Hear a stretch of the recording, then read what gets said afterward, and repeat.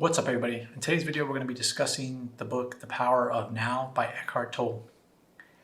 And if you don't know who Eckhart Tolle is, then you probably haven't been interested in self-help too long, because Eckhart Tolle has tons of books. He has an empire built off of this book, The Power of Now.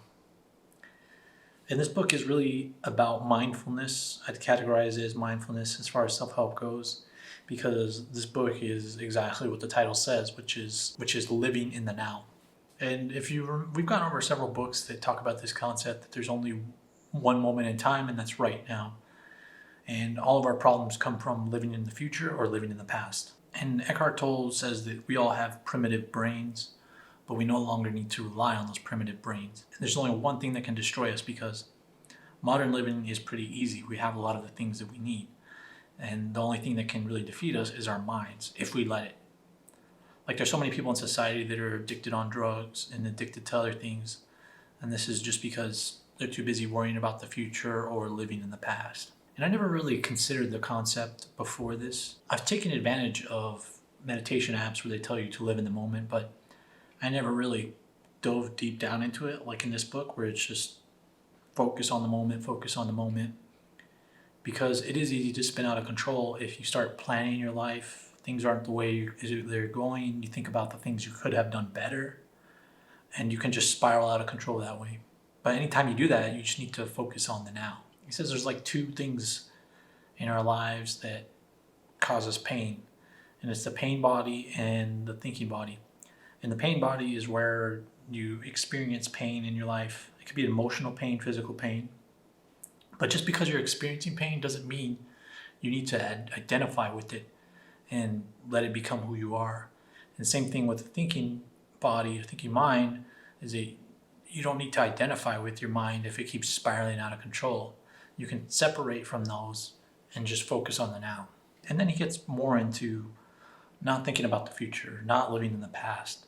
But it's really hard to do in today's society, because our whole lives are built up that way. When you're young, you're worried about getting into college, getting a good job, what kind of family you're going to live in, and we're just conditioned to live in our future.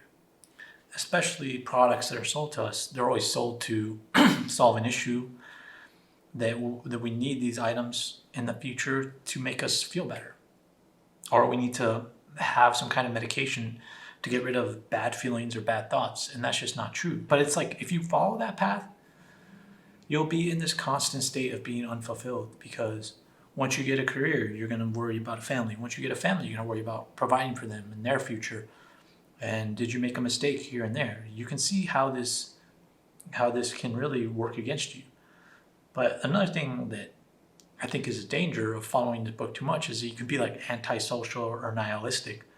Because if you really only worry about the now, then you might not actually plan for things in your life. You might not actually plan to provide for your basic needs. But you should still plan in your life. And that's one thing he talks about as well. But when you're planning, you shouldn't get so absorbed in it. And anytime you feel pain or stress, you should not identify with that. You should release that from yourself. So it's about living in the moment. And another thing too, like with relationships, if you live in the moment, then you'll enjoy the time you spend with friends, versus worrying about the future, worrying about getting all your ideas out. You'll more enjoy the moment and listen carefully to what they're saying, versus just utilizing your friends to get through this moment and planning your next answer to their question, or your next question that you have for them, or the next thing that you want to say. You'll be more mindful of your conversations with your friends and your family. And that's what he says. Just because you're living in the now doesn't mean you have to give up on your life and give up on your future. You should still plan, but you shouldn't just get absorbed only in the future and only in the past. So even though it might sound a little bit defeatist, and that's what I thought when I was reading this book, I'm like, if you're only living in the now, then nothing really matters. But I think that's what he's saying here, is there's a balance between living in the now and then constantly living in the future and the past. And then if you are experiencing pain, it's most likely because you're living in the future or the past. That's what he says, like, that's where all the pain comes from. And another key thing that he mentions in this book, which I think a lot of people have problems with, is relationships. And I was thinking, well, if you're living in the now, then are relationships even something you want to worry about? And he says relationships are still possible if you live in the now, but you'll no longer look to relationships to solve your problems because you're fine the way you are. Because many people look to relationships with family, friends, loved ones as solving all their problems, but that's not going to solve all your problems. You have everything you need inside of you, and if you live in the moment, then you'll be fulfilled. So you have to realize that most people look towards that next relationship or look to the perfect moment in a relationship as solving the pain inside of them or solving some emptiness. It's not going to solve your emptiness. You need to find the fulfillment in yourself and live in the now and quit looking towards some kind of relationship to solve all of your problems. You already have everything you need right now. You just need to focus on the now and keep your mind focused, and don't let your mind move forward or backward to keep causing you pain. Because Eckhart says that we are born with everything that we need already in our souls. And I believe this as well. And we all just need to be more mindful of that. And anytime we're experiencing pain, we need to remember from this book that it's because it's something from our past, or it's something we're thinking about in the future that we can't control. And so when you realize that, you need to take yourself out of that and just focus on the now. And I think this book can be paired with other books like Richard Bandler's books or Tony Robbins' books, where they use NLP to spin bad feelings out of your body. Because if you live in the moment and you work on getting rid of bad thoughts, then you can really be more mindful and work more in the moment. And I think another way to do this is sit in silence, because a lot of people use too many things to distract themselves, and you have to get used to sitting in silence and experiencing the now. And that's what a lot of meditation is about.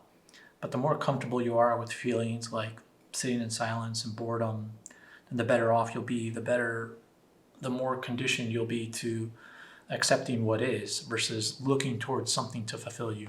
And I think that's what this book overall is. The way society is built now is for us to be fulfilled by people, phones, social media, streaming services, and you don't need to do that. You're perfectly fine the way you are. And we all just need to learn that, and we need to practice it. We need to remind ourselves of it when we get in bad situations or we feel bad emotions. Just because emotions are labeled negative doesn't mean you can get rid of them, and doesn't mean you shouldn't experience them. Everybody's going to experience negative emotions, but that doesn't mean those emotions are necessarily bad.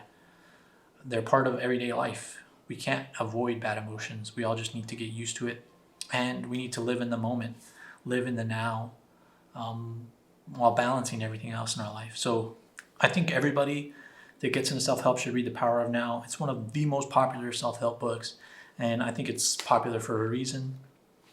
It'll help you balance your life out and feel more balanced emotionally. So that's my review of The Power of Now. To get more of my self-help book recommendations and reviews, make sure to subscribe to this channel, like this video, and leave a comment down below. Thanks for watching.